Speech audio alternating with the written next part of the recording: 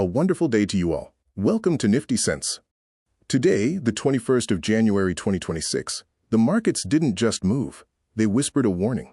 While the headlines screamed about geopolitical tremors over Greenland and a plunging rupee, something fascinating happened in the shadows. Ask yourself, why in a sea of red where 14 lakh rupees crore of wealth has evaporated in just 3 days, did a select few heavy-duty stocks refuse to fall? Is the market bleeding, or is it simply moving blood from the weak to the strong? Today, we unmask the hidden narrative of the 25,000 psychological battleground. The Market Pulse, the 21st of January 2026. The closing bell. Nifty 50 to 25,157.50, down by 75 PTS, minus 0.30%. Sensex, 81,909.63, down by 271 PTS, minus 0.33%. Market breadth. Bearish. Approx 1,459 advances to 2,810 declines. Top 10 impact headlines. Greenland geopolitics. Escalating tensions surrounding Trump's potential deal on Greenland post-Davos triggered global risk-off sentiment. Rupee at all-time low. The Indian rupee hit a historic low of 91.72 against the USD, fueling fears of imported inflation. Japan's debt sell-off. A sharp sell-off in Japanese government bonds sent ripples through Asian markets. 4. The 25K breach, Nifty, briefly dipped to an intraday low of 24,919, breaching the psychological 25,000 mark for the first time in months. 5. India VIX surge, the fear gauge jumped over 8%, signaling that big swings are coming. 6. Zomato, Eternal, Q3 brilliance, reported a 73% YoY profit jump to 102 crore rupees. Stock defied the crash. 7. Deep Inder Goyal steps down. The founder moved away from the CEO role at Eternal, marking a massive corporate shift. 8. Banking bloodbath. ICICI Bank and HDFC Bank dragged the index as FIIs exited high-liquidity names. 9. Retail pain. Shoppers Stop crashed 6% after a 74% profit drop, showing signs of consumption fatigue. 10. Metals resilience. Metal stocks stood tall as global base metal inventories tightened. Sectoral pulse, top 3 gainers. 1. Nifty Metal, plus 1.2%, driven by supply-side tightening in copper and zinc. 2. Oil and gas, plus 0.5%, selective buying in upstream companies. 3. Healthcare, plus 0.4%, defensives being used as a quote storm shelter. Top 3 losers. Consumer durables, minus 2.1%, hammered by weak earnings and inflation fears. Private banks, minus 1.5%. Large-cap banks are the ATM machines for FIIs right now. Nifty Realty, minus 1.2%. Interest rate sensitivity weighing on the sector. Institutional flows. FIIs, foreign institutional investors, net sellers of 2,938 crore rupees. DIIs, domestic institutional investors, net buyers of 3,666 crore rupees. Think of FIIs as fair-weather friends who leave the party at the first sign of rain, while DIIs, your SIPs, are the infrastructure of the house, holding up the roof while the wind blows. Market breakdown. Why did we fall? Today was a classic case of sentiment contagion. Imagine you are running a lemonade stand. Even if your lemons are fresh, if the entire street starts shouting that there's a shortage of sugar worldwide, people will stop buying your lemonade because they expect prices to rise. The market moved lower due to structural weakness in the rupee. A weak rupee is like a hole in the fuel tank of a car, our economy. Even if the engine is strong, we lose energy, capital. Because our imports, oil, tech, become more expensive. FIIs are selling because, in dollar terms, their Indian investments are losing value just by sitting there. However, the midday recovery from 24,920 shows that bargain hunters are waiting in the accumulation zone. Green flag deep dive, the stalwarts one. Eternal, formerly Zomato, the moat. Despite the CEO stepping down, Eternal's Q3 results were a symphony of efficiency. Profits soared 73%. Institutional footprint. While the broader market was being sold, Eternal saw heavy delivery volumes. This is a relative strength indicator. Analogy. Eternal has built a digital highway.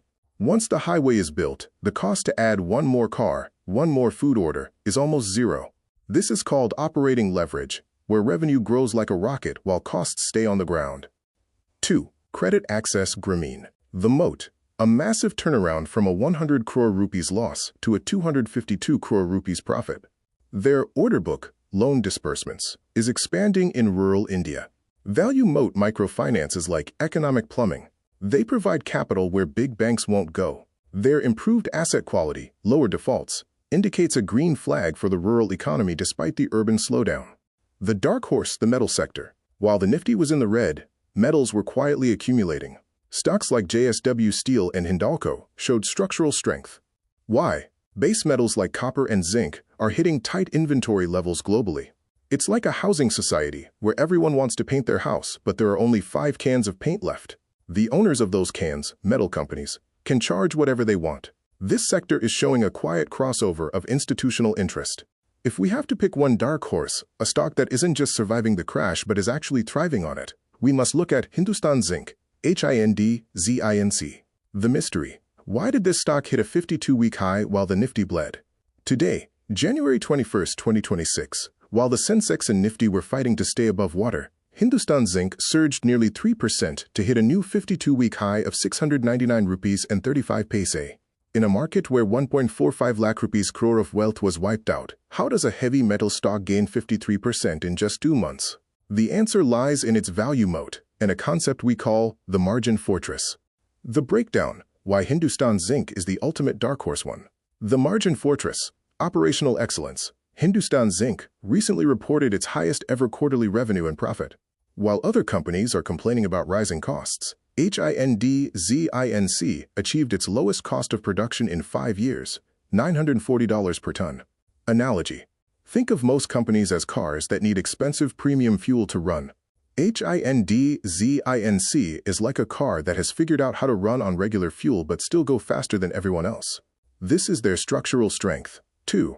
The silver lining: asset monetization. The stock is no longer just a zinc play. It is rapidly becoming a silver play. Silver is essential for solar panels and electric vehicles, EVs. By maintaining high silver production, the company is capturing the green energy trend without being a volatile tech startup. 3. Institutional footprint and accumulation. While FIIs were selling banks to raise cash, using them as ATM machines, the institutional footprint in HINDZINC shows a holding pattern. Large domestic funds are treating this stock as a storm shelter because of its high dividend history and massive EBITDA margins, sitting at a staggering 55.1%. Why did this sector stay green while the index turned red? Supply scarcity. Global inventories for base metals are at multi-year lows. The rupee factor. Since metals are priced in dollars globally, a falling rupee, hitting 91.74 today, actually acts as a natural hedge for Indian miners. They sell inexpensive dollars but pay their workers in cheaper rupees. This is the ultimate business insurance. The global radar, the tariff wall, and the energy arbitrage. While we focus on the Dalal Street ticker, there is a massive external pressure building across the oceans that every Indian investor must understand. In the professional world, we call this macro convergence. Imagine you are a shopkeeper in a local market, and suddenly, the main highway leading to your city starts charging a massive entry tax for all trucks coming from abroad. This is exactly what is happening with the new global trade discussions following the Davos summit. The energy pivot, crude oil prices are currently acting like a pressure valve for the Indian economy. While the rupee is weakening, global oil prices have stabilized. This is a massive green flag for our fiscal deficit. If oil remains steady while the rupee drops, it's like having a leak in your roof but a sunny forecast. It's manageable. The China +1 maturity. We are seeing a shift from intent to execution. Large institutional players are no longer just talking about moving supply chains to India. They are looking at the institutional footprint in our electronics and specialty chemical sectors. The interest rate shadow. Across the Atlantic, the U.S. Federal Reserve stance is creating a gravity well. High U.S. interest rates act like a giant magnet, pulling global capital away from emerging markets like India. Until this magnet weakens, we will continue to see FIIs using Indian equities as a liquidity tap. The insight: do not just watch the price of your stocks, watch the yields. If the cost of borrowing globally stays high, growth-heavy companies, the ones that borrow a lot to expand, will stay in a structural weakness phase. Conversely, cash-rich companies with zero debt are currently sitting in a fortress zone. The conclusion: wealth preservation. The core lesson of January 21, 2026 is: volatility is the price you pay for admission to the wealth-building theater. In a storm, the tallest trees, large caps, feel the most wind because they are the easiest for FIIs to sell. Wealth preservation today isn't about avoiding the red. It's about ensuring your portfolio is anchored in companies with high return on capital, the financial equivalent of a deep root system.